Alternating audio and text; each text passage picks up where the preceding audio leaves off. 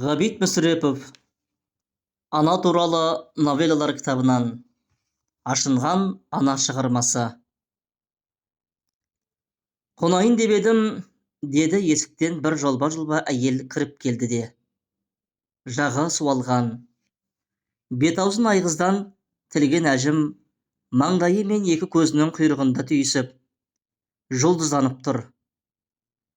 Ағарған әжім сызықтарының әрқайсысы бірақ тілектің ізі екенін ешкім аңғарған жоқ. Жарылған еріндерін тас жұмып алып, үй иесіне от шашқан қара көзін қадады да жауап күтті. Жырым-жырым жеңінен білегіне дейін көрінген қайыстай қап-қара қолын көсеу ме дерсің? Мүйіздей қара саусағының біріндегі күміс сақина өзгеше жарқырап көзге ұрады. Қай жақтікі боласы, деді үй иесі әйелдің батылдығын ұнатпай. Оның үстіне кәр көзділеу адам қонайын деп едім дегені жақтырмады. Әйелдің қажыған жан, қалжыраған жайын ұғалмады.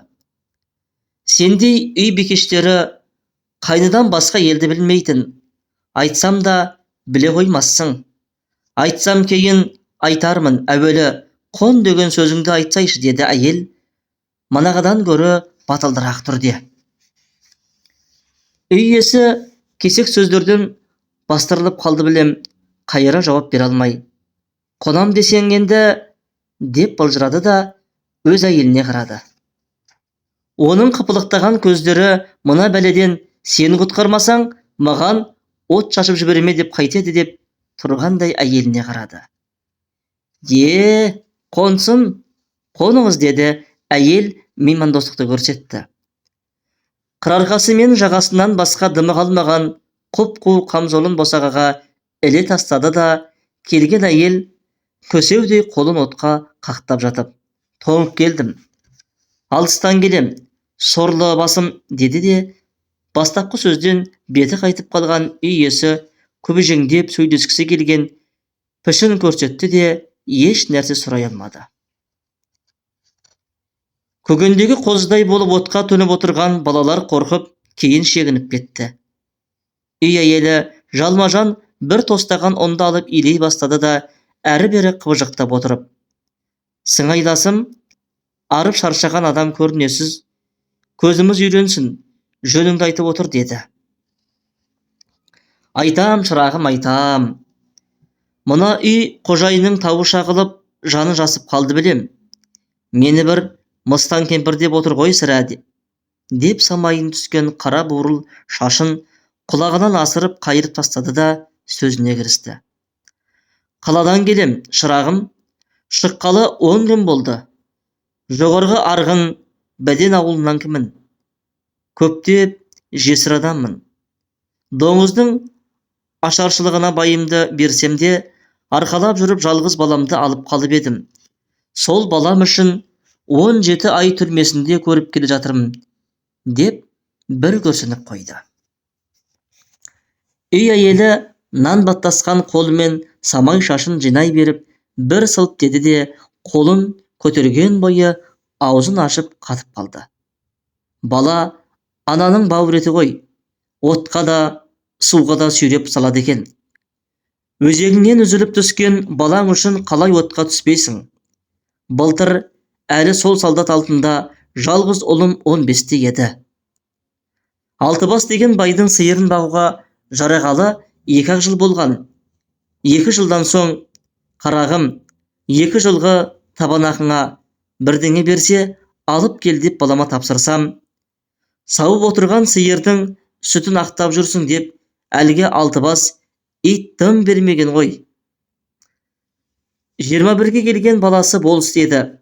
Оңбаған неменің көзі отырған иттің көзіндей 2 түрлі болып, бірі тарғылданып, бірі қан талап тұрған, шашы үрпиген бір пәлейді өзі деп шақылдаған.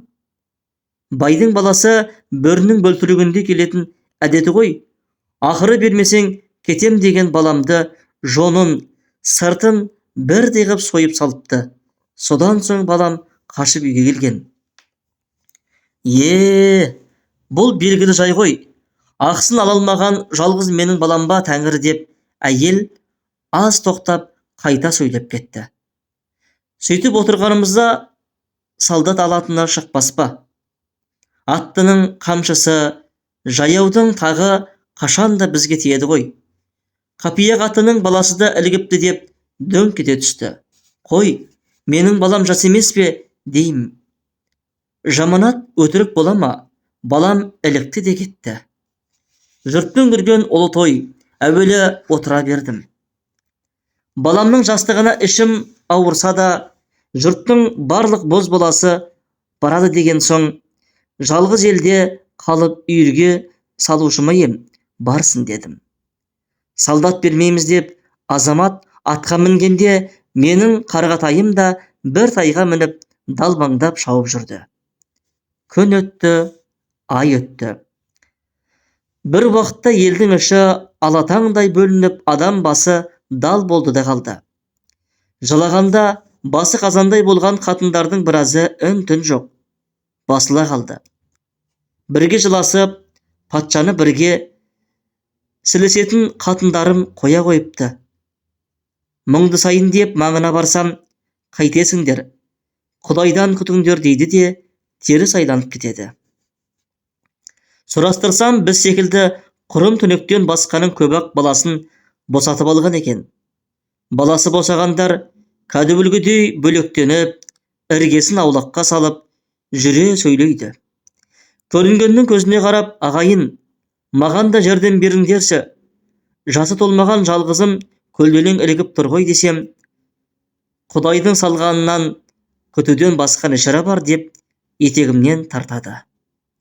Тамам таз бен ақсақ, шолақтың арасында біздей сорлының баласы ғана солдатқа баратын болыпты. Салып болысқа бардым. Көз жасымды көлдей төгіп, болыстың әкесіне жалындым. Өмірімді есігімнен алмаймын, тек қана солдаттан аман алып қал. Бұғырасы қатпаған жас бала арам өледі ғой дедім. Малымның санасынан алған адамның саны асып барады, ала алмаймын деді. Келген кермейік жас қатыны бар еді. Қара үйге бар, бұл үйге кісі келеді деп айдап шықты. Мен кісі емей итпін бе деймін деп, кеудем бір қозып тұрды да айта алмадым, шығып кеттім. Алтыбас деп жаятаңды деймісің, бұған менің үкімім өтпес дедім. Одан шығып болыс баласына жалындым. Ел бассыз, қатын байсыз қалмас, барсын, балаңның жасын қате жаздырған бойыңнан көр деп, мені пошта байына мына қатынды шығар дегендей ымғақты. Ауылнай билеріне де бардым, хатшыға да жолынам. Жылай-жылай құрғыр көз суалуға да айналды. Жәрдем түгіл сөзімді тыңдайтын да адам жоқ. Барсын, шошқа етін жеп, жақсы боп келеді деді хатшы келеке қылап. Өзің әлі байдан қалған қатын емес екенсің, балаңнан ұялып жүрген шығарсың. Өрісің кеңейді, барсын деді болыстың қасынан қалмайтын бір қарасақал. Алдияр, құлдық, мырзалар-ау, балам 15-ақ қой әлі, көлденең күйдірмесеңіздерші. Бір ат, бір сиырым бар, соны алыңдар, баламды босатыңдар деймін. Ешкім айналып та қарамайды.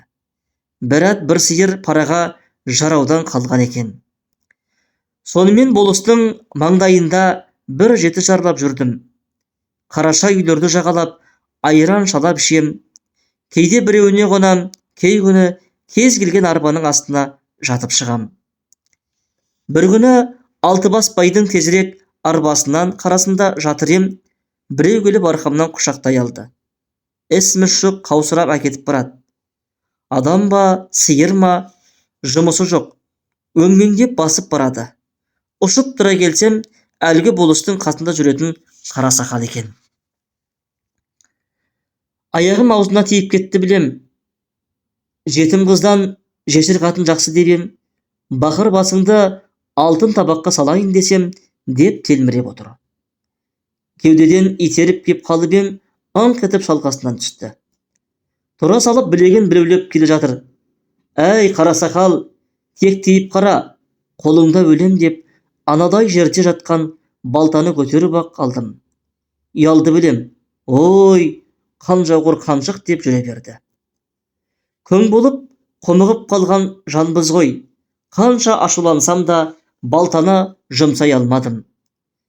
Баламды босатар емес. Өзімді әбден сықаққа айналдырып болды. Көлденең қамшы қыстырып, шырт түкіріп жүргендердің бәріне жалынам. Балаңды қоя тұршы деп мазақ қылады. Несін жасырайын, мен бір кезде айнагөз атанған сұлу едім. Кейде сұлулық та сорыңа бітеді. Енді қайтем. Қаныма қарайып болдым, бірақ қолымнан ештеңе келер емес. Тор байталға мініп, балам келіп еді. Апа, қайтесің? Еріккен жұртқа ойыншық болып. Бүйтіп сені сықаққа салғанша солдатына-ақ барам. Қайт үйге деді. Оның мені ысқақтанғанға күйіп пісіп жүргені өзегімді өртей түсті. Баламды ертіп алып болыстың үйіне тағы бір келдім. Баламның жастығын көздеріне көрсетіп, бар тілегімді де айтайын, алғыс қарғысымды да аямаймын деп келдім. Алдымда қымыз, ақ жастыққа шынтақтап болыс жатыр. Қымыздың аузына апара беріп, қарасақал маған бұқадай төне қарады. Биеке, тағы да келді ғой байқұс. Сауабын ал. Баланы кейін көрерміз деп, жап-жас бала болыс маған қарады. Мұндай арсыздықты бірінші рет естігенде едім, балам құлағын басып ата жөнелді. Біз көрмей қояйық, өзің бір айға қаратып алшы деді болыс, мен бұрылып есіктен шыққанша. Далаға шықсам, балам байталына мініп алып шауып барады екен. Шешесін қорлағанға шыдай алмаса керек, қолынан келері де жоқ. Көзім қарауытып теңселіп тұрып қалдым. Құдайдың дес берісінде екі құлағын дірілдетіп үстіне бас салған бір табақ етке көтеріліп, шоштабай келе жатыр екен. Табақтың ішінде ет көтеріп жалтырап жатқан сар кездікке көзім түсе қалды. Арт жағын өзім де анық білмеймін.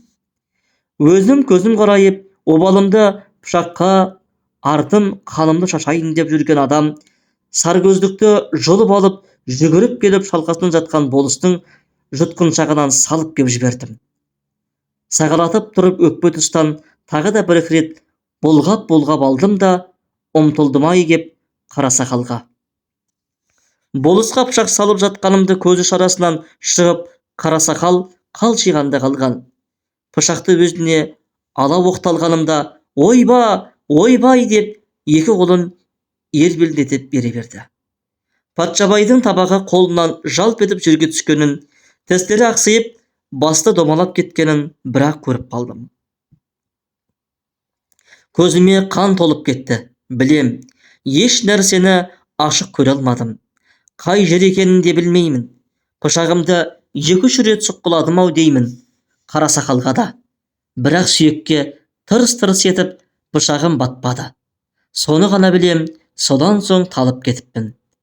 Бір уақытта селк етіп көзімді ашып кеп қалғанымда, көзіме үймелеген қара шыбын дөте түсті. Көзім жыбыр-жыбыр етіп ашқызбайды. Көзімнен басқа жерім қорғасынан қойып тастағандай тұрайын десем, денемді өзіме бағынатын бір мүше қалмапты. Бәрі бөтен. Қолымды көтеріп денемді барлайын десем, қолым тырп еткізбейді. Аяғымды қозғайын десем, аяғым өзімдікі емес. Шалқамнан жатыр екем. Жап-жалтыр аспаннан басқа түк көрінбейді. Не оңға, не солға бұрыла алмаймын. Өзге денемнен айрылып, құр көзім ғана қалғандай. Көзім шығар деп біраз жаттым. Әлден уақытта аяқ жағымда бірдеменің ауырғаным білінді. Бірақ өз денем емес, қасымда жатқан біреудің денесінің ауырғаны маған білінеді екен деймін. Жата-жата білдім-ау, естен танғанша тепкілеп, ауылдың сыртына керіп тастаған екен. Денем түгел көрінеді, бірақ бірде-бірінің жаны жоқ, бәрі бөтен. Денемді бөлек-бөлек етіп шауып, біріне бірін қайтадан жалғап тастағандай қозғауға келмейді. Есім түн ортасында жиналды. Аяусыз жан қанша тепкіні көтеріп, енді маған соның мөлшерін айтып жатыр. Екі аяғымды екі қазыққа, екі қолымды екі қазыққа керіпті де, білек пен қызыл асықтан тастай қылып таңып тастапты. Шашымды аттың құйрығындай бұрап-бұрап, бесінші қазыққа байлапты. Балам бақыт көрер ме? Өзі де бір жерде керіліп жатыр ма? Менің жатқан жайым осылай екен. Тепкіден басқа не істегендерін білмеймін. Жаны құрғырдың әлі шықпағанына көзім жеткен соң, өлімсіреген дауыспен «Қарашығым, қайдасың?» дедім де ыңырсып. Ит жанды, ит тірілді ғой деп, қос қабаттаған қамшы бас көзіме жауып кеп кетті. Құрсын, құрғыр өмір, бейнеттің жеті атасын көрді ғой.